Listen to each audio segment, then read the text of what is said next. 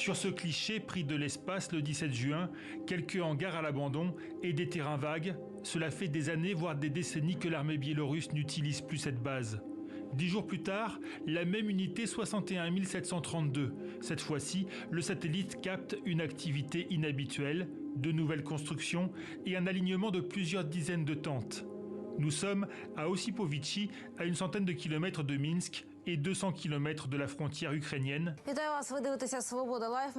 Pour les journalistes ukrainiens de Radio Free Europe, cela ne fait guère de doute. Cette base de 24 000 mètres carrés abritera bientôt, si ce n'est déjà le cas, des milliers de mercenaires de Wagner. En proposant d'accueillir Evgeny Prigojine et son armée privée en Biélorussie, le président Loukachenko a officiellement mis fin à la mutinerie du week-end dernier et évité au Kremlin et à la Russie un bain de sang. Mais maintenant, que va faire Wagner ? La présence de Prigojine et du groupe Wagner sur notre territoire constitue une menace pour le peuple biélorusse en premier lieu et pour notre indépendance en général, mais aussi pour l'Ukraine et nos voisins occidentaux. Nous ne pouvons pas exclure que cette présence du groupe Wagner puisse constituer un danger potentiel pour la Pologne, pour la Lituanie qui a la plus longue frontière avec la Biélorussie, mais aussi pour la Lettonie.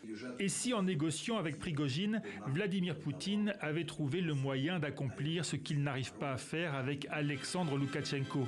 La Biélorussie a beau être l'une des plus anciennes alliées de Moscou, son président s'est bien gardé de s'engager militairement en Ukraine. Si le Kremlin avait l'intention d'ouvrir un nouveau front et de marcher sur Kiev, les combattants aguerris de Wagner pourraient fournir le soutien que Minsk lui refuse à demi-mot. Pour le moment, l'Ukraine relativise la menace.